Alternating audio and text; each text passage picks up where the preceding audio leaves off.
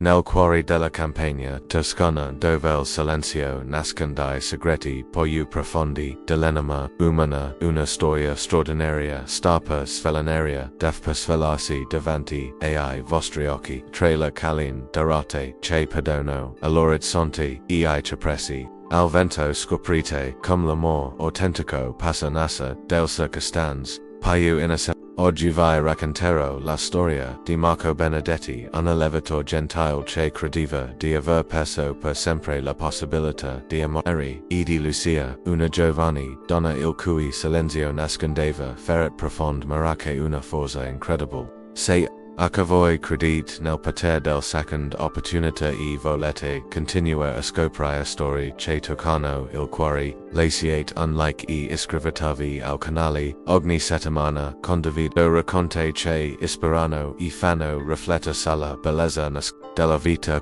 E ora iniziamo questo viaggio insieme attraverso I sentieri polverosi della Toscana, dove l'alba di un sabato mattina cambierà per sempre il destino di due anime solitari. L'alba spuntava timida dietro le colline toscane quando Marco Benedetti apric gli occhi nel suo letto matrimonial, ormai troppo grande per una persona sola. 8 anni erano passati da quando Elena aveva chiuso per sempre I suoi occhi dolci, lasciandolo in una casa che sembrava aver perso la sua anima.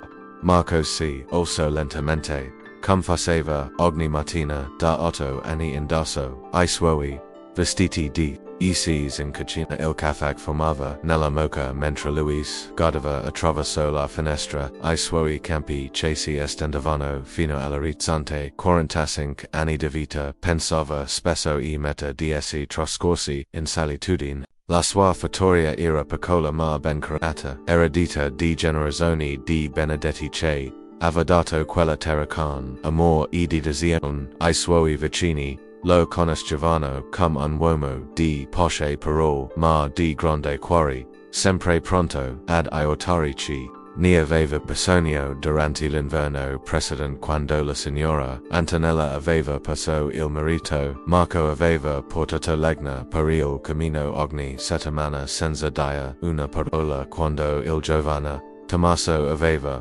avuto problemi con il tratta. Marco aveva passato un intero pomeriggio a ripararlo. La domenica mattina lo si poteva vedere nella piccola chiesa del paese, seduto sempre nell'ultimo banco, pregando in silenzio per l'anima di Elena e per tutti coloro che soffrivano nel mondo. Don Giuseppe, il parroco, aveva spesso cercato di convincerlo a partecipare di più alla vita sociale del paese, ma Marco preferiva la tranquillità della sua fattoria, il mugito del sumac e il canto dei galli.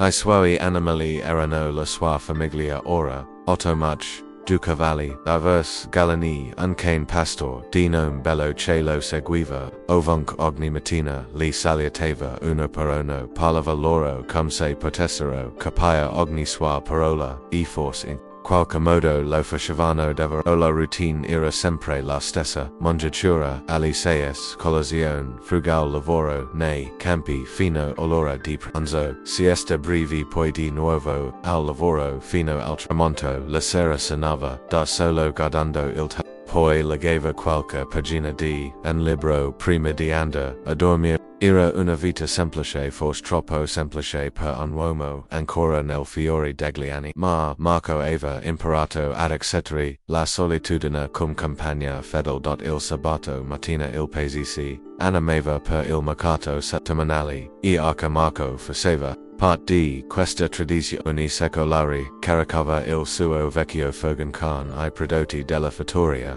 formaggi freschi, uova verge di stagione e qualche damigiana di vino fatto in casa. La piazza principale si trasformava in un kaleidoscopio di colori, suoni e I venditori gridavano ai prezzi del loro mercanzi, le signore del paese contrattavano animatamente, I bambini correvano tra la bancarella mentre I nani li rincorrevano ridendo l'aroma del pane appena sfornato si mescolava con quello del herb aromatici dei pomodori maturi e del pes fresco che arrivava dalla costa. Marco conosceva tutti e tutti conoscevano Louis.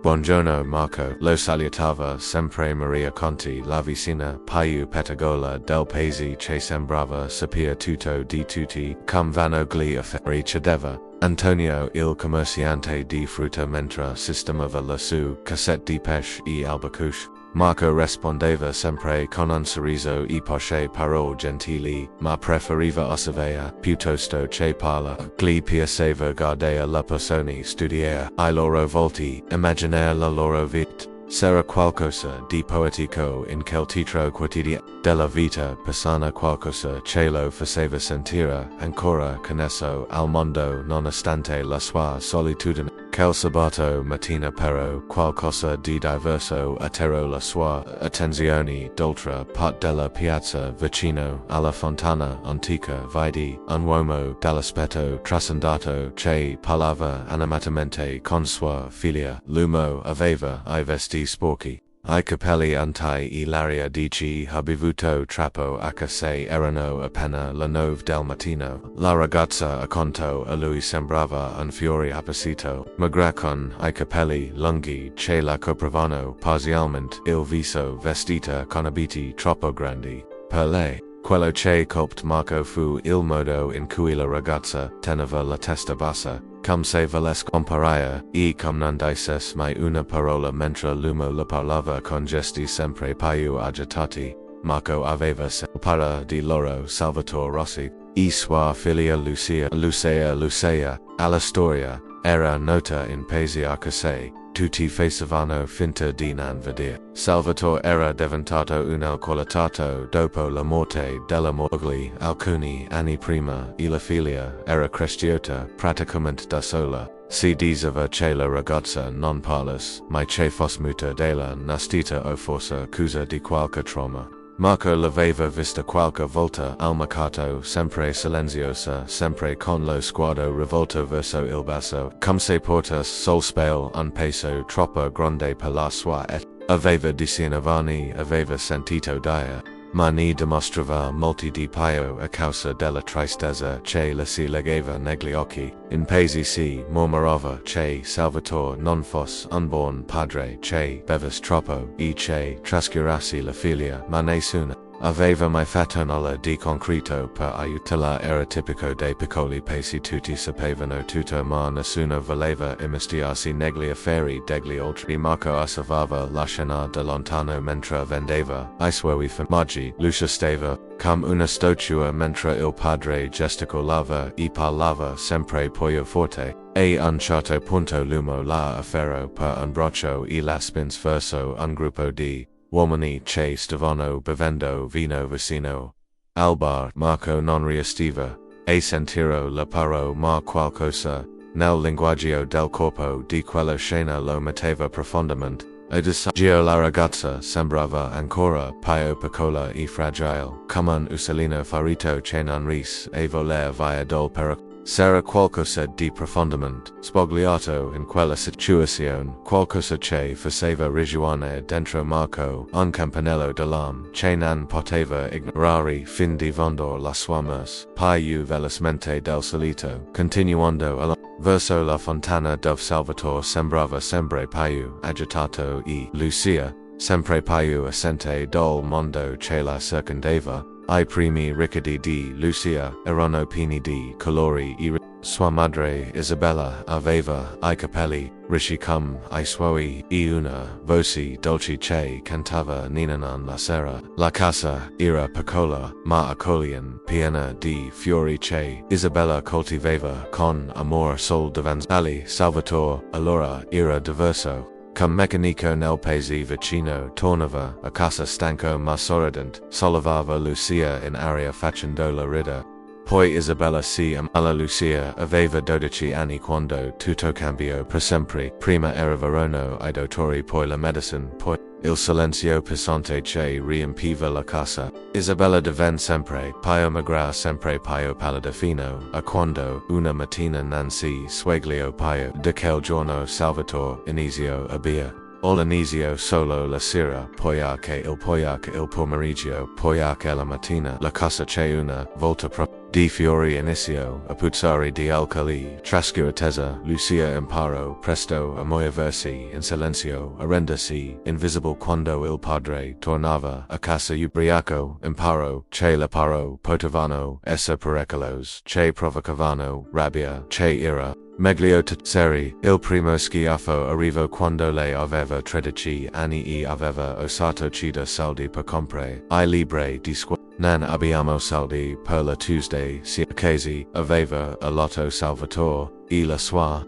mano era volata sul viso di Lucia, luciando un segno rosso per giorni. Da quel momento Lucia cap che il silenzio era la sua protezione, se non parlava, se non cedeva, nulla se non assistava for sarebbe riustita. Smise di andare a scuola regolarmente, poi smise del tutto, nessuno sembrava accorgersi, o se ni accorgeva, faceva finta di niente. Lucia Devon, esperta nel cucinare con gli scarti, nel rattrapare vestiti, vecchi nel nascondere I lividi, quando doveva uscire di cosa, la sua voce divenne sempre più rara fino a spire completamente la gente inizio a dire che era muta e le non licores ma era più facile casu più il silenzio era diventato la sua casa, il suo rifugio, la sua prigione ma dentro di sé Lucia continuava a parlare, a sognare, a sperare guardava la rondine che costruivano I nidi sotto il tetto e immaginava di poter voler via con loro, osservava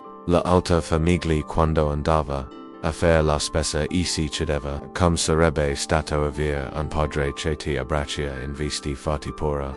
La disperazione aveva un sapore amaro, e Salvatore lo conosceva bene, la sudita tremovano, mentre contava palenissima, volta la poche monete che aveva in tasca. Non bastavano, ma I debiti di gioco si accumulavano, come nu. Prima di una tempesta e I creditori stavano perdendo la posina. L'ultima volta che era andato al bar per giocare alle carte, aveva perso anche l'anello di matrimonio di Isabella. L'ultimo ricordo prezioso che gli era rimasto ora non aveva più niente da vendere, niente da fare. Pran Marco Benedetti stava caricando la cassette vut sul suo furgon quando Salvatore gli si avvicinò con passo in Marco disconvosi rocha posso parlati un momento, l'allevatore si voltò notando subito l'odore di alcol e la discorozione negli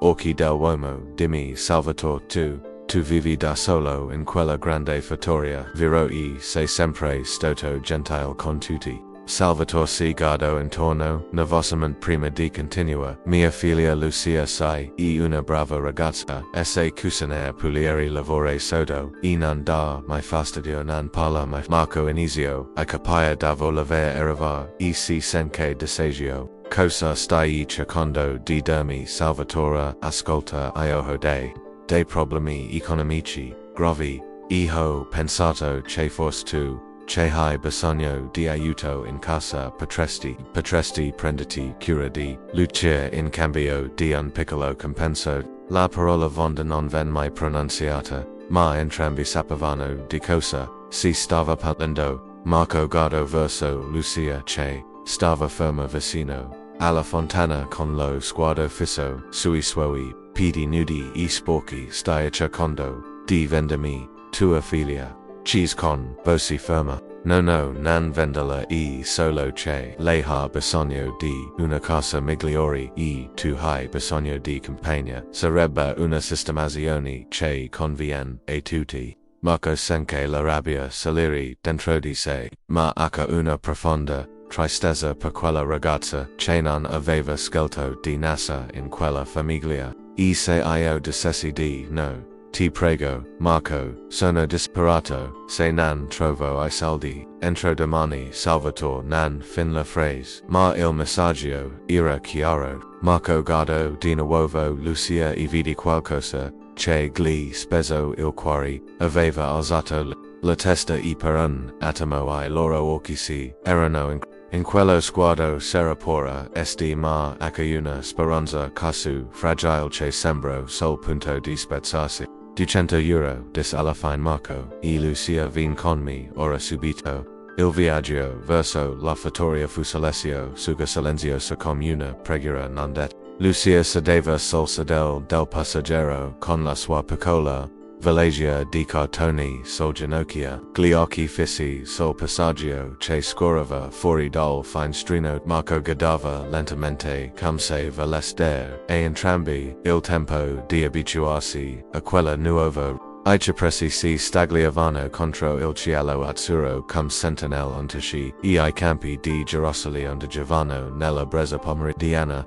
Ecco dismarco mentre il furgon si fermava davanti a una casa di pietra circondata da un giardino curato. Questa è casa tua, ora Lucia si sto furgon guardandosi intorno con occhi spalancati era tutto casu diverso dalla casa fatishati dove aveva vissuto fino a quel momento. Il giardino era pieno di fiori colorati, la casa aveva Persian blu e un portico accogliente dove due gatti si stiracchiavano al sol. Vieni dismarco con voci gental, ti faccio vedere dove dormirai, la guido attraverso la casa mostrando la cucina pulita e luminosa, il salotto con il camino, il bogno con la vasca de bogno vera. Lucia toccava tutto con come se avesse paura che tutto potesse svenire di un momento o la camera che Marco la aveva preparato era piccola ma accogliente con un letto coperto da una trapunta fatta a mano e una finestra che si affacciava sui campi, poi sistemati con calma dismarco quando hai fame viani in cucina.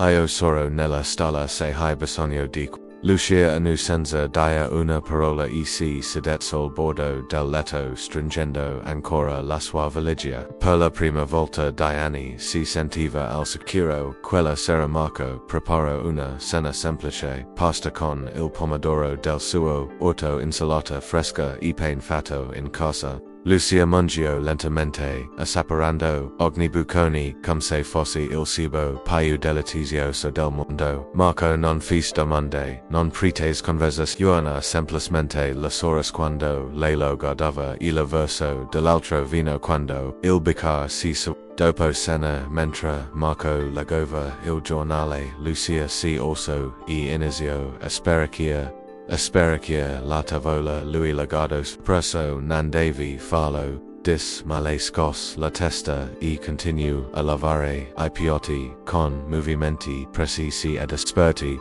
Era il suo modo di dire grazie cap che Marco e la lasciò fare. I giorni che seguirono si trasformarono in una danza delicata di gesti e salsi. Marco si svegliava all'alba, come sempre, ma ora trovava il caffè pronto e la tavola apparecchiata per la colazione. Lucia si alzava ancora prima di lui, si muoveva per la casa come un fantasma, silenzioso, sistemando. All'inizio Marco protestava, non devi fare tutto tu, lei diceva. Ma lei lo guardava con quegli occhi grandi e scuoteva la testa, come dire che voleva aiutare. Casu lui imparò ad accettare la sua gratitudine silenziosa. La mattina la porta con sé nella stalla, la mostrava come munga la marcia, come da mangiare agli gallini, come spazzolare ai cavalli. Lucia imparava velocemente, le sue mahoni erano delicate ma sicure. Gli animali sembravano capire la sua natura gentile e si lasciavano toccare senza paura. Bello, il cane pastor aveva subito adotto Lucia come sua protetta. Lucia come sua protetta la seguiva ovunque dormiva davanti alla porta della sua camera. Il pomeriggio, mentre Marco lavorava nei campi, Lucia si occupava della casa e dell'orto. Aveva un talento natural per far crescere le piante. I pomodori diventavano poi rossi, I fiori poi profumati. Marco la osservava spesso dalla finestra. Mentre lei parlava sottovoce alle piante e si chiedeva cosa disse. Forse erano l'unica a sentire ancora la sua voce. La sera mangiavano insieme in un silenzio confortevole. Marco aveva imparato a legare i suoi gesti. Quando inclinava la testa significava che aveva gradito il cibo. Quando sorrideva appena Voleva dia che era contenta quando si toccava nervosamente, I capelli significava che era preoccupata per qualche. Swilla perono, un linguaggio tutto loro fatto di sguardi, seni piccoli, gesti che valavano paio di mil paro. Marco la comprava vestiti nuovi scarpe che le stavano bene libre che le legava avidamente nel orsorale Lucia rifioreva un fiore che aveva finalmente trovato il sol dopo un lungo inverno. I suoi capelli diventarono lucidi lassù quando ripresero color. I suoi occhi persero quella pura costante che li aveva caratteri tratti per troppi anni.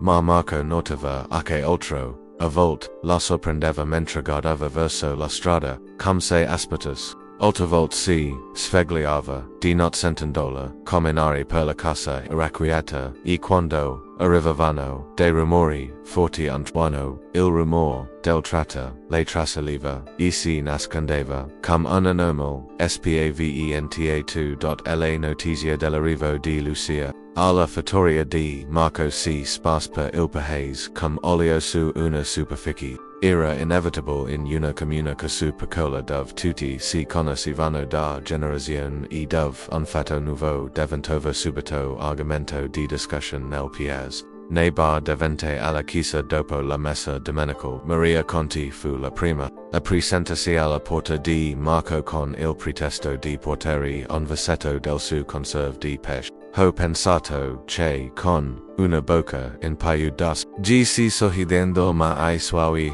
occhi curiosi scrutavano oltre la spell di Marco cercando di intravedere la misteriosa. Marco la ringraziò educatamente e prese la conserve ma non la invitò a entrare. Maria insistet e come sta la ragazza. Si ambiente da bene. Dev'essere difficile per lei, poverina dopo tutto quello che ha passato con quel padre. Lucia sta bene, rispose Marco con fermezza. Si sta riprendendo, non parla ancora. Cheese Maria con finta sai, mia cognata conas, una dottoressa a Siena che si occupa di questi cose. Forse potrebbe aiutarla grazie del consiglio. Maria Lucia parlerà quando sarà pronta. Don Giuseppe arrivò qualche giorno dopo ma la sua visita. Il vecchio prete conosceva Marco de quando era bambino e aveva visto crescere che Lucia non sono venuto per curiosità, dissedendosi al tavolo della cucina, dove Lucia aveva preparato il caffè. Sono venuto per affogare il mio aiuto se ne avet bisogno. Marco ha preso la sincerità del prete. E una brava ragazza. Don Giuseppe ha solo bisogno di tempo per guardare lo vedo dicil prete guardando I fiori freschi sul tavolo. La casa pulita e ordinata, l'atmosfera di serenità che regnava. E tu come stai Marco meglio, rispose onestamente molto meglio. Lucia, apparve sulla soglia della cucina per portare I biscotti, che aveva appena sfornato Don Giuseppe la sorrisgenamente. Che belli questi biscotti Lucia, sembrano quelli che faceva tua madre. Per un attimo gli occhi di Lucia si illuminarono, e accennò un sorriso, poi si ritirò discretamente in cucina. Ha bisogno di pesi, dis Dan Giuseppe a Marco, e tu glio stai dando che Dio vi benedica entrambi. Una sera di fine estate, mentre il sol dipingeva il cielo di arancioni e viola, un temporale improvviso si abbat sulla campagna toscana. I primi tuoni arrivarono come cannonate lontani, poi la piaggia iniziò a cadere. I sentieri interenti fangosi. Marco era nella stalla grande quando iniziò. Stava cercando di calmare gli animali spaventati quando sentì un rumore preoccupante. Una del travi del tetto sembrava sedere sotto la pressione del vento. Si arrampicò sulla scala per controllare ma un fulmine illuminò il cielo. In quel momento lui perse l'equilibrio, cad dalla scala battendo la testa contro una mangiatoia di legno. Per alcuni minuti rimase stordito con il sangue che gli colava dalla fronte. Lucia era in casa quando sentì il rumore della caduta. Guardo fuori della finestra, e dice la porta della stalla era ancora aperta, ma Marco non si vedeva. Un fulmen illumino di nuovo il passaggio, e le vidi una figura immobile per terra. Il panico la invase, come un'onda gelida senza du volt, usg, di cosa sotto la piaggia battente, I suoi piedi nudi si volavano nel fango mentre correva verso la stalla. Marco gridò con una voce che non usava da anni. Marco, era la prima volta che la sua voce squarciava il silenzio da quando era arrivata alla fattoria. Marco aprì gli occhi confuso, il sangue gli annebbiava la vista. Lucia sto arrivando, gridò lei aiutandolo a rialzarsi. Ti sei fatto male.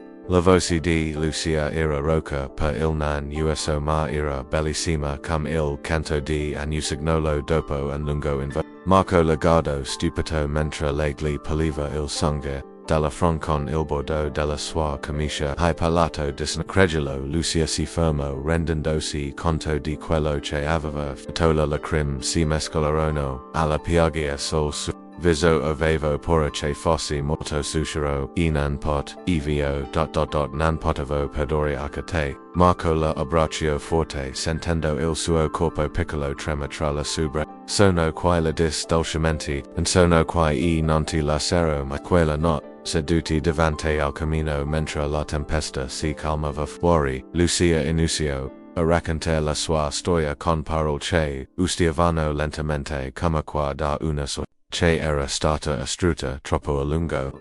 Marco ascoltava in silenzio stringendo la mano, mentre lei gli spiegava. Perceveva scelto il silenzio con protezione come aveva imparato a sopravvivere, come aveva sperato per anni che qualcuno la salvasse. Mia madre si chiamava Isabella. Izio, Lucia conversi, tremula, la parole che ustivano come farfal da un bazzolo tenuto tuso troppo a lungo. Aveva I capelli ricci come mai e cantava sempre mentre cucinava. Mi diceva che avevo una voce bellissima e che un giorno avrei potuto cantare per tutto il mondo. Marco ascoltava immobile tenendo la mano tra le sue, sentendo il peso di anni di silenzio che finalmente si glavano quando si amalo. Papa cambiò.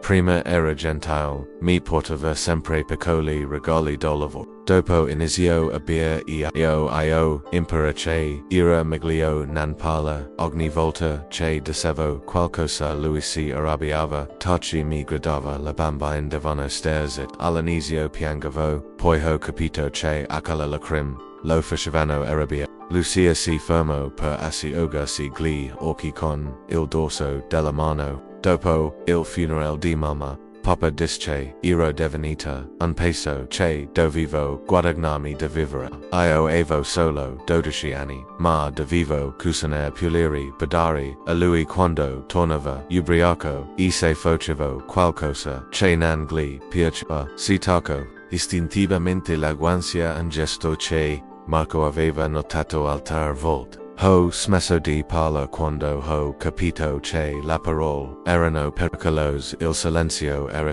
nel silenzio nessuno poteva farti del male per quello che dicevi. Marco sente la rabbia montare dentro di sé, ma la tenne sotto controllo. Lucia, con voce dolce, quello che ti ha fatto non era giusto. Un padre dovrebbe sua figlia non fare del male. Lo so sussurrò lei. Lo so perché guardavo la alta famiglia e vedevo padri che abbracciavano la loro figli che la facevano ridere. Io sognavo di avere un papa casu, ma poi ho smesso di sognare perché faceva troppo male. Si orso e ando alla finestra guardando I campi illuminati dalla luna. Quando mi hai portato all'inizio avevo paura che fassi come lui. Aspettavo che iniziassi e ella a bere, ma tu eri diverso. Mi trattavi come se fossi preziosa, come se meritassi rispetto. Si voltò verso Marco con gli occhi lucidi. To mi hai salvata, Marco, mi hai ridato la voce, mi hai ridato la vita. E quando ti ho visto cadere stasera ho capito che non potevo poi star zitta. Non potevo. L'unica persona che mi ha mai amata veramente. Marco si alzò e la raggiunse alla finestra. Lucia, io anch'io, io perduto, prima che tu arrivassi, questa casa era vuota, la mia vita era vuota, tu hai riportato la luce qui dentro, si presero per mano guardando insieme la campagna dalla piaggia e per la prima volta da anni entrambi si sonarono completi, la ultime parole di Lucia risuonarono nella stanza come una confession liberatoria, Marco la guardò negli occhi, vedendo in essi una vulnerabilità e una forza che lo commosse profondamente. Tenendevi ringraziarmi, con voce ferma, se te che hai trasformato questa casa in una casa vera, se te che mi hai insegnato di nuovo cosa significa prendersi cura di qualcuno. Lucia Soros attraverso la lacrime, un sorriso che illuminò il suo viso come il sol dopo la tempesta. Posso dirti una cosa, cheese, timidamente, Marco aggiù, quando ero piccola prima che mamma morisse. Lei mi raccontava sempre la storia della principessa muta che ritrovò la voce quando incontrò il suo vero amore. Io pensavo fossero solo fiab. Forse la fiabe a volte diventano reali, Marco, asciugando dolcemente una lacrima dalla guancia. Forse l'amor vero esiste davvero, anche quando pensiamo di non meritarlo. Mi vuoi bene davvero. Cheese Lucia, con voce piccola, come una bambina, che ha paura della risposta, ti voglio bene più della mia stessa vita. Risposta Marco Zuni ti prometto che nessuno ti farà mai più del male. Mai più si abbracciora davanti al camino, mentre fuori il temporale si allontanava, lasciando dietro di sé un'aria pulita. Lucia aveva ritrovato la sua voce, Marco aveva ritrovato l'amore, e insieme avevano costruito qualcosa di bello sul ravine del loro solitudine. Cosa facciamo ora? Cheese Lucia. Ora viviamo, rispose Marco, viviamo, e basta, un giorno alla volta insieme. E mentre la notte evolgeva in un abbraccio silenzioso, entrambi sapevano che il loro viaggio insieme stava appena iniziando. La storia di Marco e Lucia ci insegna che l'amore vero non ha bisogno di parole per essere espresso, ma si manifesta attraverso gesti di cura, rispetto e protezione. A volte il silenzio nasconde non la mancanza di voce, ma la paura di essere feriti ancora una volta. Ma quando incontriamo qualcuno che siamo per quello che siamo veramente, ritroviamo il coraggio di parlare, di sognare. Se questa storia vi ha toccato il cuore, condividetela con qualcuno che ha bisogno di credere nell'amore autentico. Lasciate nei commenti quali è stata la parte che vi ha colpito di più, e non dimenticate di iscrivervi per altre storie che la forza dell'animo umano. Ci vediamo la prossima settimana con un nuovo racconto che vi farà riflettere sulla bellezza nascosta della vita quotidiana.